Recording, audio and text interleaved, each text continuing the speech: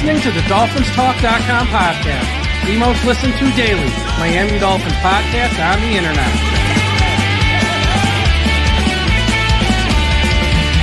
Miami's got Dolphins, the greatest of all. Come on, Dolphins fans. Time to fins up. We're in the air, we're on the ground, we're always in control. And when you say Miami, you're talking Super Bowl. Cause we're the Miami Dolphins, Miami Dolphins, Miami Dolphins number one. Miami Dolphins, Miami Dolphins, Miami Dolphins number one.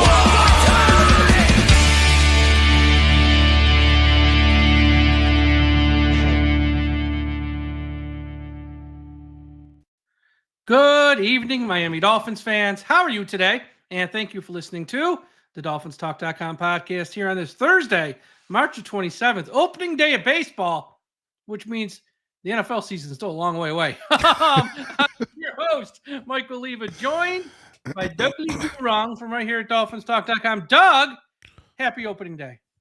Mets just lost. Game just ended. I saw 3-1. Frank the Tank flipping out, so it's a rough start to the season for you Mets fans. Thought Juan Soto was going to go 162-0, I think. I don't know. They had such a great record on opening day, and then now they just dropped this one.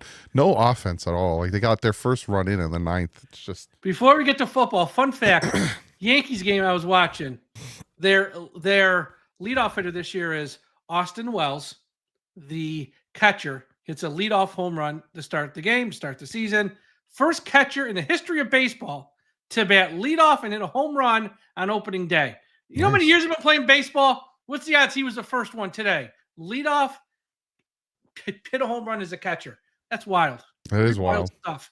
That is nuts. But no one's here for baseball talk. So before we get started about all the Miami Dolphins news, a quick shout out to everyone. Well, first, let me start that over. A quick shout out to the sponsor of today's show, Caneswear. Everyone go to caneswear.com for the best Miami Dolphins apparel on the internet. That's right, caneswear.com. If you need a Miami Dolphins hat, hoodie, t-shirt, polo, if you need something for the home, anything with the Miami Dolphins logo on it, go to caneswear.com. They also got stuff for the Florida Panthers, the Miami Heat, the Miami Marlins, and all the South Florida college teams, including the Miami Hurricanes, of course. Hence, Caneswear, caneswear.com. Also, if you want more coverage on the Miami Dolphins, go to Dolphins Talk Extra, patreon.com/Dolphins Talk. $3 a month, private message board contest. I picked the winner today to the Tyreek Hill bobblehead.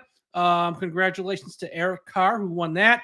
And we also have a bonus podcast about the Dolphins and not. Okay, topic number one. You know, Doug, there's a lot of mock drafts out there right now. There's a real lot of mock drafts.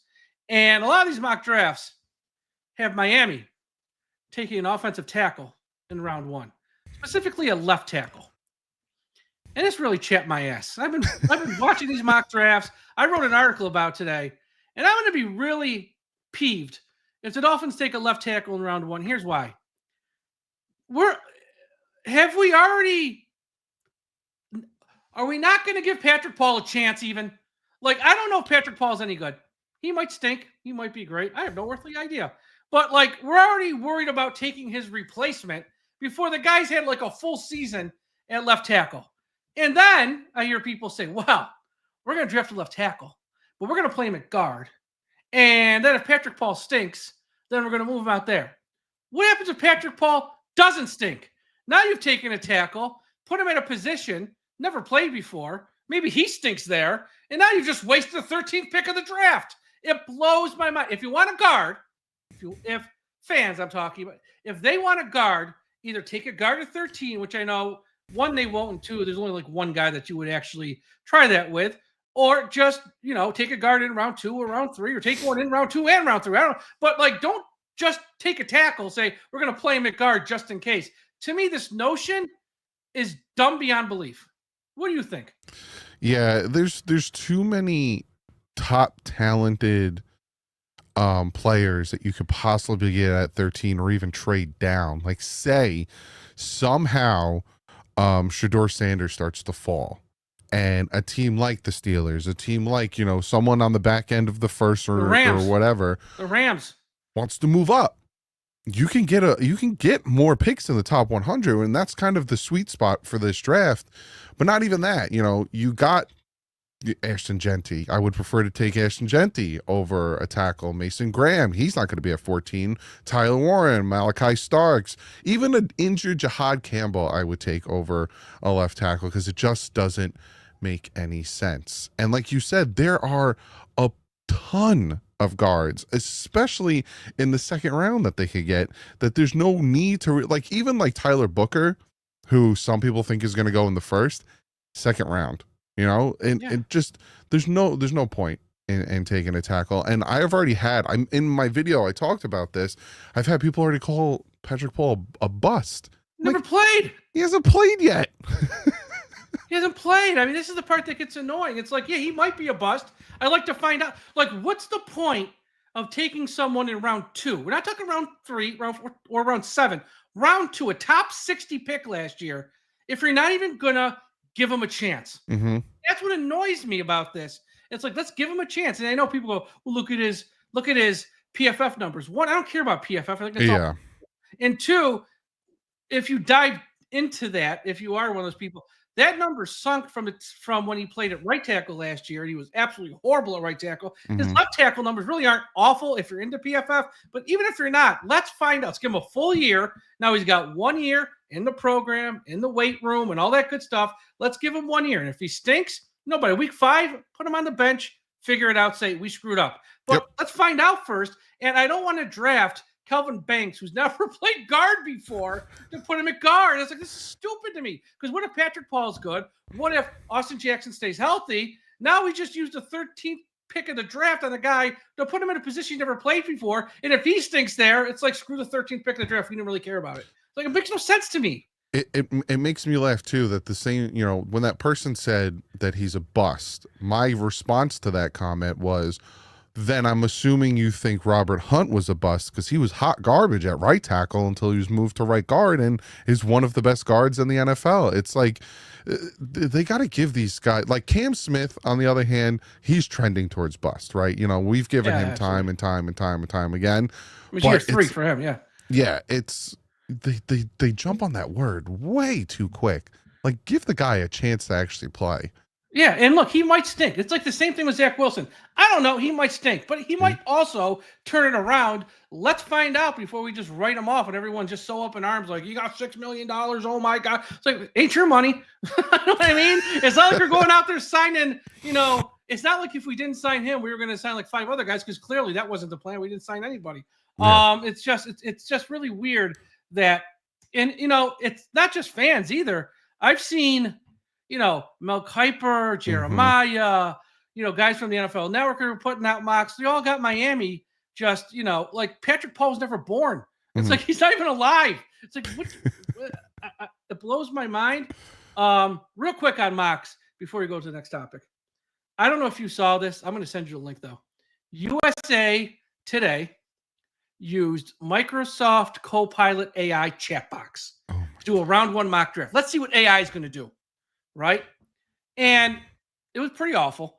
But it was really awful for Miami because in round 1, pick 13, the AI chat box has Miami selecting wide receiver Matthew Golden. Now, look, he's a great player. Don't get me wrong. If he's on Miami, great. But if we use a 13th pick on the draft, a wide receiver like Matthew Golden, when we got a million other needs, that's going to be crazy. I think it was either Will Campbell or Will Johnson. I'm not sure which Will. One of the Wills wasn't even picked in round 1.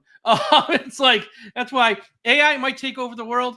I don't want to, I'll take Chris Greer over AI right now. And that might be the only thing I'll take over, but I'll take Chris Greer over AI. And the next pick, they had the Colts taking Nick Emanwari out of South Carolina. Yeah. So that makes a lot of sense. That was AI chat box. Put out mock. I'm like, Jesus, man, it must be. I know it's a slow time of year. Well, it's not that slow, but it can be slow at times. We got to do better than AI chat boxes. Yeah, seriously. Okay. Next thing with the draft here is quarterback. And there's been a lot of discussion if the Dolphins should take a quarterback in this draft. We obviously know with the starter, good when he plays. Doesn't play a whole lot, though. That's a problem there. And they gave Zach Wilson, and we're going to talk about what they did to his contract in the final segment because I got something to say there. But he's a number 2, $6 million. However they slice it up, still $6 million. Mm-hmm. And young guy, he's got some promise, this, that, and the other. Do you think they should take a quarter? Because here's why. This is a weak quarterback draft class. I mean, Cam Ward, 1 overall, well earned. Not a problem there. Yeah, 100%. Sanders, round 1 quarterback, I guess, but some people say they have like a round 2 grade. But okay, to me, those are the only 2 quarterbacks that should go in round 1. Mm-hmm. We know someone's going to take Jackson Dart, which it happens, fine. But after that, it is a little, I mean, then you got Jalen Milroe, Kyle McCord, Will Howard, the kid from Louisville. Is it Show or Shuck? Shuck. Oh, man. Spelled SHOUGH. Yeah. If we draft him, I'm going to screw that up one day on these shows. Let something else slip out, especially if he plays bad in the game. Yeah, so, I mean, there's that group. Quinn Ewers. It's like, if you're Miami, they have a million needs, especially all on defense, really. Secondary, defensive line, nose tackle. We know about the offensive line. A little bit of tight end depth wouldn't hurt either. Can they afford to use like pick 98, 116, 135 on a quarterback? Like, would that be what? Because if we don't take it in round 3 or 4, like round 5, one of these guys might slide through. But then what does every other team know that we don't? Like, why they fall through? And after that, you're taking guys who are like really probably aren't going to play in this league. Like, would you want to see them draft a quarterback round 3 or 4? Or are you like, nah, maybe not? If this was McDaniel and Greer's second year working together, then I'd be like, yeah, definitely. You know, grab yourself a quarterback that you can mold, kind of like a Skylar Thompson we did in the 7th. And I do like Shuck. I think McCord would be the best option. I think Dart is going to go too high, and I think Milroy. I don't know how I feel about him really. He has the potential to be Jalen Hurts. Yeah, but he might not be Jalen Hurts. That's the problem. Exactly. And I think if you want him, you have to take him in round 2. I don't think he's going to fall to 3. But the Dolphins won't. And to answer Cap for Life's question, why not? There's no future. There's no guaranteed future with this team.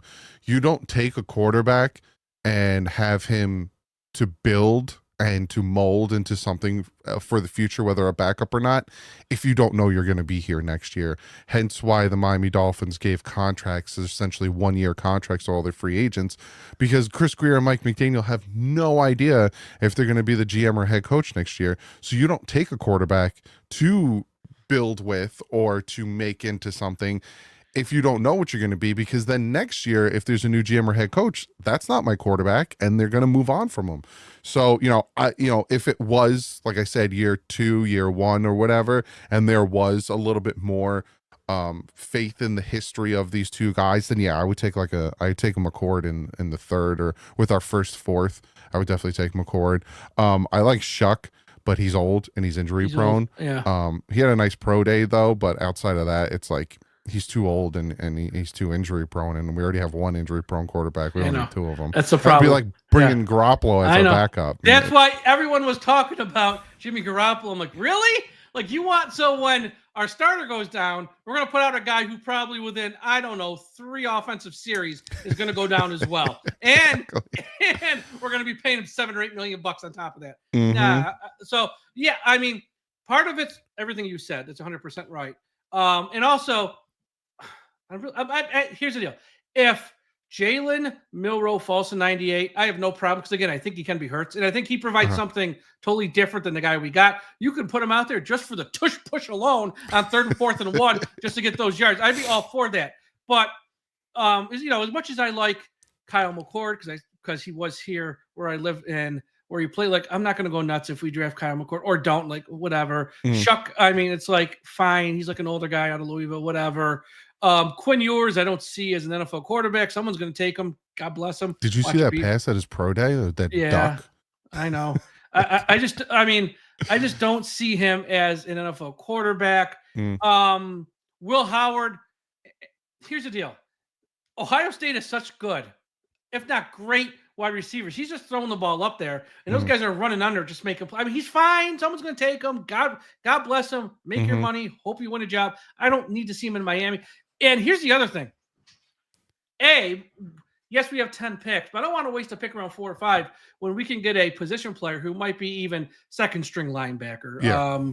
fourth cornerback on this team potentially, third safety if something pans out, or like maybe a guy who can come in at right guard or left guard and potentially start over Liam. I don't know. Call me crazy. Tight I end want to do depth. that because next year's quarterback class, and I don't know if you're a big fan of college football, but next year's class is awesome. Mhm. Drew Aller out of Penn State, Nico out of Tennessee. Arch Manning might come out. I don't know if he will. But even if he does, he's going to be up there. The kid I like the best is if Mike McDaniel is still here, he will be the guy Mike McDaniel falls in love with out of LSU. Eric Neusmeyer. He is he is built for Mike McDaniel if there ever was. Lenoris Sellers out of South Carolina. Teams are going to love him, run and pass. Cade Klubnik out of Clemson. Carson Beck, Georgia, Miami. Miller. Like next year's class is really, really strong. And I don't want to waste it. So let's say things this year go terribly wrong. And we're out with the head coach, out with the GM, out with the quarterback. Next year, we're probably going to be in the market for one of those guys. And now we just used a pick around 4 on a guy who's not going to be that guy. Exactly. Like, no, give me a linebacker, give me a safety. I'll ride it out with Zach Wilson for a year, and we'll be fine. So yeah, that's where I am on the backup. On like, if they draft one, I get it. I won't be mad per se, but I kind of hope they don't. Like round 6, not round 6. We don't have any. Like round 5 or round 7, go for it. Who cares? But not round 3 or 4. I'd try to avoid that. Before I get to the last topic of today's show, quick shout out to everyone listening at finheaven.com.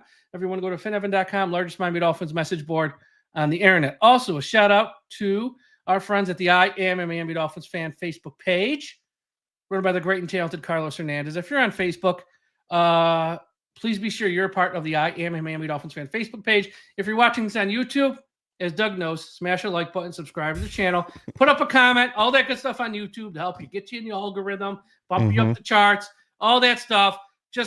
Just do it for us. Help us out here. Also, if you're listening on Apple Podcasts, Spotify, Podbean, iHeartRadio, Audible, or one of the other hundreds of audio platforms they're on, subscribe.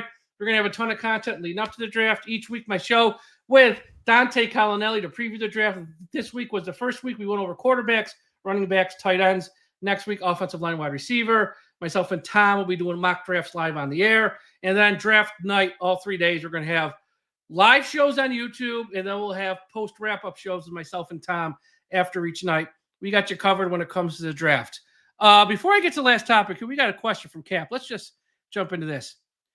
Who do you guys like at 13? And it's early, March 27th. So, Cap, here's a caveat. We are entitled to change our mind. And I'll go first. I got 2 guys I'm falling in love with right now. Well, 3. Will Johnson's number 1 if he's there. Just take him. And if he's not there, I want either one of these 2. Shamar Stewart or Kenneth Grant. Walter Nolan, I'd probably throw him in because Tim and Grant are kind of similar. That's one. Those are like the 4 names I'm looking at. But Will Johnson's one, that next group. Not far behind, but that's the next group. That's what I'm looking at for Miami right now. I got a few names. Normally I go into the draft like having 4 names for that first position because I don't want to be let down. Definitely Will Johnson, definitely Kenneth Grant. I'm really starting to like Kenneth Grant a lot. Me too. I think he'd be perfect, especially because of that need that we have in interior. And man, Wari, I'm really liking his speed and his size and everything. Now Malachi Starks, I'm torn between them. So that's my I'm going to clump them together in a safety position. So those are my 3. And I know he's injured, but I can't get off Jahad Campbell. I know. I can't do it. So those are my 4. I just can't do it. Look, if Chris Greer and something happened to your sound because you're way up again. On your microphone, it went up again, Doug. Here's the deal. If Chris Greer and if Mike McDaniel have job security where they know they're safe no matter what, Jahad Campbell's, you can take him because even if he misses the first 8 weeks, look, spoiler, we're probably not going to be that great this year anyways. He'll still give you 8 games this year, maybe 9 or so, and then next year you're going to be awesome at linebacker. So yeah, I mean, I wouldn't write him off. I don't know if they'll take him. I just think they have so many holes on defense, and they're not going to really sign anybody between now and the draft to fill anything. I think they need a guy that can sort of plug and play. Yeah. week one, whether it's Grant, whether it's a safety, corner. If they go offensive line, I'm not going to be mad because I understand. I just don't take a tackle who's never played offensive guard before. That's all I'm saying. Like, if they take somebody who can play offensive guard, that's great. Cool. I'm down for that. But just don't try to put the square peg in the round hole, not knowing, because this is too valuable of a pick to do that. And we've done this, I don't want to say a lot, but we've done it before, and it kind of always blows up in our face. And I don't want to. They'll take like Josh Simmons or something like that. Yeah, and just really it's piss us off. Exactly. It's like, well, no, don't do that. The guy I want, if he's there at pick 48 out of Ohio State, Donovan Jackson, he's a guard. He's a true guard, and he played a little bit of left tackle when Simmons went down. Ohio State won the national title, so he was fine at left tackle, clearly. But he's a true guard at the end of the day who can, in a pinch, play tackle. That I don't want the other way around. I don't want a tackle who maybe can play. I want a guard who can maybe give you some snaps at left tackle. That's fine, and that would be a pick 48 if he falls. I'm all over that. I don't know if he's going to fall that far because I've seen him go late round 1 till about pick 50 in that range. So 48 is going to be cutting it close. Last topic. Dolphins came out Wednesday about the Zach Wilson contract, how they're not going to eat the $6 million all this year. They put in void years, only $2.2 million this year, gives them some extra salary cap space. And I'm like, this seems fishy to me, Doug. My antennas went up here because this makes no sense on a few levels. One, they already had enough salary cap space to sign like their rookie class. So they didn't need this to sign the rookie class. Two, I don't know if there's anyone really out there outside of Calais Campbell. If he said, I'll come back if, and he gave him a high number. Even then I'd be like, you're 39 limited snaps. Thanks, but no thanks. I have a number for you, but I'm not going to go. But it could be that. And plus now Zach Wilson at $6 million, if he was only here for a year and left, Miami could have got a comp pick for him. Now they can't because they redid this deal. So I'm thinking they redid this deal, and for them to give up the comp pick and cut, something's going on. Something's up. I don't know what it is. I'm trying to figure this out like Scooby-Doo. Something's going on though. And do you think this is a sign that a trade is coming between now and the draft, or maybe night one of the draft, night two, probably night two of the draft? That's when we see trades. Like Miami's going to trade pick 98 for George Kittle, rework his deal. We need the cap space. Miami's going to trade for cornerback Jair Alexander, rework his deal. We need the cap space. Like open up around 3.8 million or something like that of salary cap space. They're not doing it just to add space because they haven't signed anybody, and they're not going to sign anybody probably. There's no one out there worth signing. They're doing this for a reason. I'm smelling a trade right now. Am I nuts? No, and the move literally now we're sitting at 21 million in cap space. That's a lot of cap space. So it's like you said, what are you doing? Now, you made a great point when you look at like who's still out there. You're not going to sign Brandon Scherf, Will Hernandez, Dalton Reisner. You're not going to sign any of these guys to big fat contracts that you need 21 million. And then, you even look at the corners that are out there. You're not really going to go out there and sign Rasul Douglas, Asante Samuel Jr., or Mike Hilton to these big fat contracts that you need that money. So something's up. And there's a lot, we're not the only ones that are kind of scratching our heads, because a lot of these beat writers too are like, why are you doing this? What is the point of all of a sudden? Why shift that money of all the people? Why shift Zach Wilson's money and lower his cap space? And why not do other things? Like if they came out and gave Sealer a contract extension and got more cap space, or, Brooks or Brewer, then all of a sudden you're like, oh, this makes sense. They're getting some cap space, but they're keeping good guys. Why Zach Wilson? And why so quickly? Yeah. It's fishy. And I wouldn't be, like you said, I wouldn't be surprised if it was a situation where, the Dolphins traded a pick and grabbed a player like Alexander or somebody, where they're in a situation where, because the Greer and McDaniel are in a situation, they got to win now. Yeah. And they don't have a corner beside Jalen Ramsey. So that wouldn't, maybe. Yeah, and they love George Kittle, and he loves Mike McDaniel, and it's also, so I wouldn't be shocked. And here's the deal. If they acquired George Kittle, I think that means Hill's gone. I think post June 1st or trade, because it's like if you're going to trade away a weapon, you better replace it with a weapon. Great, not the same position, totally different. But if I'm going to lose a weapon, I better have a weapon to replace them. And wide receiver, a little tricky. George Kittle, Jonnu Smith, we'll figure it out with Waddle and A-Chan. Like I can figure it out for a year before we go and get that second true wide receiver that we need at some point. I could, if it is George Kittle, and pick 98. Here's the thing with Kittle. He's in the final year of his deal. I think it's like $22 million. You'd have to give him a whole new deal, lower the cap number for this year, obviously, rework it, but that'd be part of the trade, clearly. I could see that. Alexander, I know the injury history, but they need a corner. They just do. So I wouldn't be. Once again, if we're talking picks in rounds 3 and 4, go for it, because we're talking to Channing Tindalls and the Michael Agnews of the world here. I'll take the proven guy, Eric Ezekiel. I'll take that, even if the guy's got a little bit of an injury history. I'll take it over something like that. So yeah, something's going on. I think, and we're gonna know probably in the next 1 month, honestly, because the draft is gonna be over by April 27th, I believe. So we'll know. One thing here before we wrap up. And look, I'm not one of these guys who anytime someone's available, Miami's got to sign him. Miami's got to sign him. And I'm not going to sit here and even pretend I know if this guy's a true scheme fit for Miami, although I think it was close enough. But when I saw the contract that the Cleveland Browns gave Tevin Jenkins, my stomach turned. 1 year, $3 million, 2.6 guaranteed. I'm like, so you're telling me we could have got him for just a little more than what we paid Liam Eichenberg? Really not that much more. And I'd rather try that than sit here and go, well, we got Liam back. He knows the offense. Well, he can play multiple positions. It's like 1 year, $3 million. You're telling me, look, once again, if they said to me, he's just not a scheme fit, I go, okay, I'm not going to push back. You know more than me in that regard. But guess what? Liam's not a scheme fit either, folks. That one turned my stomach. It really did.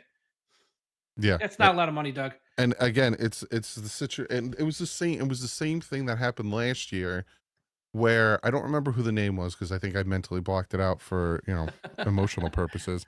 But like one of the top 10 right tackles that was available, he went back to Atlanta. He signed he was making like 5.5 million last year. Like it was nothing, and the Dolphins just sat around and did nothing. I think it was Grady. No, not Grady. No, he's defensive guy. Here, I'm gonna have it in a second. So just vamp. But it's like the Dolphins do that so many times where they Caleb McGarry. Bingo. And I wanted the Dolphins to get him. If you look at his PFF ranking in 2023, he was like a top 10 tackle. It's like, that's the thing. Like, this isn't, we're talking 1 year, $3 million. We gave Liam what? 1 year, 2.5 or 2.2, something like that, whatever it was. It's like, we're talking like $800,000. And they still haven't cut the punter yet, which I don't know what's going on there. But there's another 1.9 million you're going to free up once you cut Jake Bailey. But I don't know. That one, I wouldn't be shocked, Doug, if we're here around Halloween, 2 offensive linemen are hurt. Liam's starting in Orchard Park. We lose 31-13. We give up 6 sacks. Liam spends more time on his butt. And then you got Tevin Jenkins is like on his way to the Pro Bowl with the Browns, blocking for whoever their quarterback is. Like that one shocked me. And then people are going to still make excuses for Greer. It's like, again, that's just one example. I know there's others, but that one, I mean, he's practically playing for free by NFL standards. It's these decisions that the Dolphins make and that Greer make, and that just make it like you think to yourself, 10 years. He's been the GM for this team for 10 years, and he keeps doing these things. It's always someone else's fault. It's always someone else's fault. I'm gonna bring him back again. Well, Adam Case wanted this guy. I had to give him. Oh, he was yelling and screaming at me, Brian Flores. I had to give him this guy. That's what he wanted. He didn't want Minka Fitzpatrick. I would have told Minka and Flores. I'd have brought him in the office same time. Guys, figure it out. Yep. We took you in the top part of round 1. This is your second year as a head coach. First year as a head coach, actually. Mm-hmm. Figure it out. No one cares. Neither one of you got to think, because neither one of you are well established in these roles yet. And I would have, because some people go, well, then if you kept him, you wouldn't have had Holland. I said, screw that. I want them both. Why is it an either or? Why can't we just have nice things to have them both? So Have it's them like, both. yeah, have them both. Guess what? You got a superstar secondary then. I mean, it's like it's not either or. And a lot of fans view it that way. But yeah, I just want to mention that real quick. Scotty in our chat. If you guys want Armstead back, I don't. He's going to take that leftover $6 million. Why he won't be back?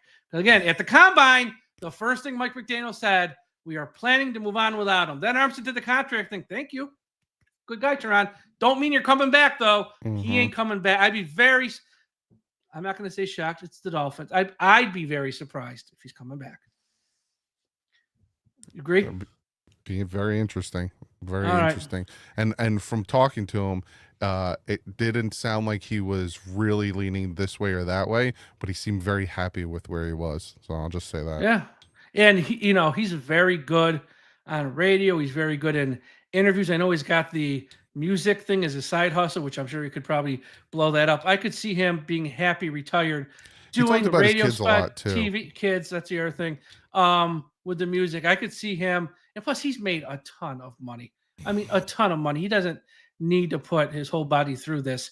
So we'll see. Although I don't think they want him back. Again, leading back to our top story. Why'd you take Patrick Paul if there's no intention to play him? But it is the Dolphins. It wouldn't be the first time they've done something stupid. All right, we're going to end on that note. Everyone, go to the website, DolphinsTalk.com. On YouTube, search for Dudley Do Wrong, or all of his videos are up on our website at DolphinsTalk.com. Social media, follow Doug at Dudley Do Wrong. Follow myself at Dolphins Talk. We'll be back next week. Next week, it's going to be April. Full draft. We'll have some fun with some of the players. Maybe we'll do thumbs up, thumbs down. We'll talk about guys in rounds 2, 3, and 4. We'll get deep into it. Knee deep into some of these prospects. Everyone have a great Thursday night. March Madness, Major League Baseball, good time of year for sports. Enjoy it. And we'll talk to you again after a while.